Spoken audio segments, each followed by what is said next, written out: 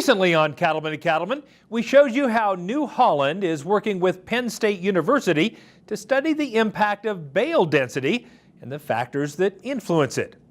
Brian Baxter takes us to Pennsylvania for an update on this valuable research and how it could improve the quality and value of your hay and forage. If you're looking for a hay bale to feed your cattle, this is not the bale you want. This one is spoiled and full of mold. But researchers at Penn State University working with New Holland did this intentionally to measure how bale density affects hay spoilage and the loss of feed value. We've done study after study after study in field tests that's showing that density does extend the storage life of all the crops that you bale. But what we're not is we're not nutritionists. We don't get into the nutritional side of things. So we partnered with Penn State to take a much closer look at the nutritional side of things. We want to take a peek at that and see how density affects that. So essentially, the denser the bale we found has that longer bunk life. So the longer we have to feed out that bale. And the lower end on the density ratings that we did, we found that those bales would spoil anywhere between 60 and 65 hours. But on the more dense bales, we actually saw an increase of 20 to 24 hours of bunk life. There's definitely a relationship between the density of the bale and the temperature that it gets to, and the temperature affects how much protein is available, the availability of nutrients in that bale. As temperature goes up to a certain point, up to about 120 degrees Fahrenheit in that ballpark, we start to see the availability of some of those nutrients start to drop off. So in you get a hot bale, run an analysis on it, and the crude protein comes back at 20%.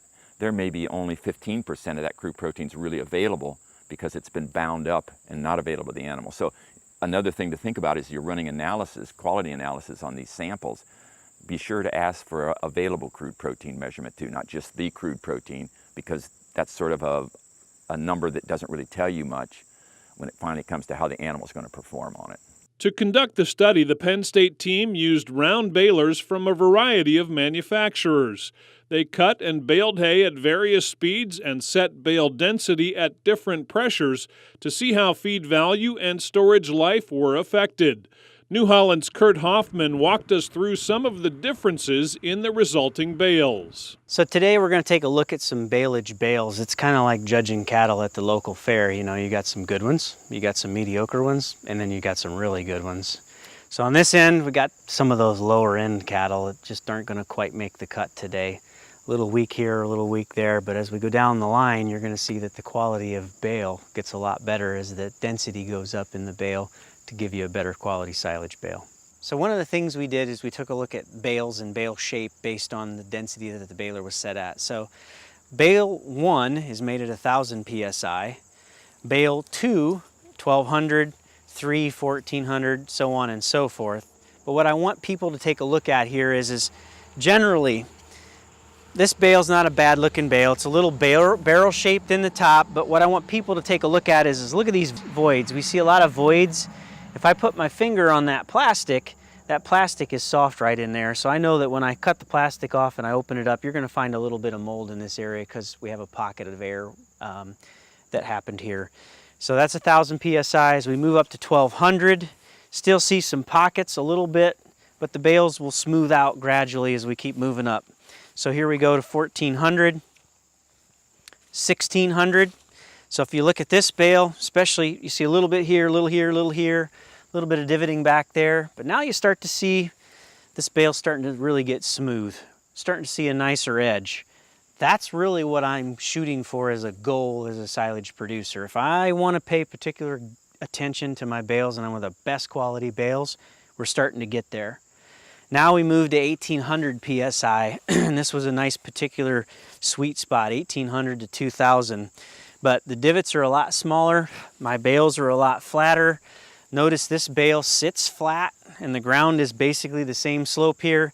That bale's starting to get soft on me. That bale's a little soft and not level also. Then if we move up to 2,000 psi, I just want everybody to take a look at how smooth the edges are, nice and flat across the top. It's a nice bale. You pound on it with your fist, it's good and firm. I would expect that when I take the plastic off of this bale and feed this bale, I'm not going to find hardly any mold, or very, very little if I'm going to see it. So just to give you a visual impact of the goal of what you want to see, this is a good marshmallow, if you will, for a baleage bale. Of course, the main reason for making hay is to deliver the very best feed value to the animals consuming it. Since that's the purpose, the Penn State researchers say it pays to pay attention to bale density. The denser the bale, the better, whether you're making wet hay or dry hay. And all of those has to do with hay storage. But it also has to do with some of the nutritional and quality aspects of the forage as well. Bale density is really important because not only getting more in a bale, so you have to make less bales, but it really affects, if you're going to make silage, how well that silage ferments. Oxygen in the bale slows down the fermentation process, extends it, makes the bale, lets the bale get hotter. The tighter you can make that bale and the tighter you can wrap that bale, squeezes more air out of it so that it'll go anaerobic quicker and start fermenting faster so the temperature doesn't rise. And 120 degrees, 125 is a point when the protein and carbons start to fuse together in the hay and makes the protein unavailable to the animals. So our crude protein level could stay the same in those bales, but the animals, it just blows through the animals. It's not utilizable at all by the animals. So the real available crude protein drops as the temperature goes up like that. Beyond the value of the nutrition for the animals, increased bale density or more crop in each bale also offers significant cost savings for the hay producer. So does making a dense bale equal money in my back pocket? You bet, in a lot of different ways. You know, like we've talked, it cuts down on storage losses. That's the big one.